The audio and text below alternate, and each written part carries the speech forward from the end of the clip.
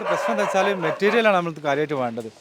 Concrete cut ചെയ്യുന്ന മെഷീന്, അതുപോലെ തന്നെ ജനറേറ്റർ, ഇത്രയും സാധനങ്ങളാണ് നമുക്ക് കാര്യമായിട്ട് വേണ്ടത്. അതോടൊപ്പം തന്നെ ഇവിടെ 6:30 മണിക്ക് വന്ന ആളുകളാണ്.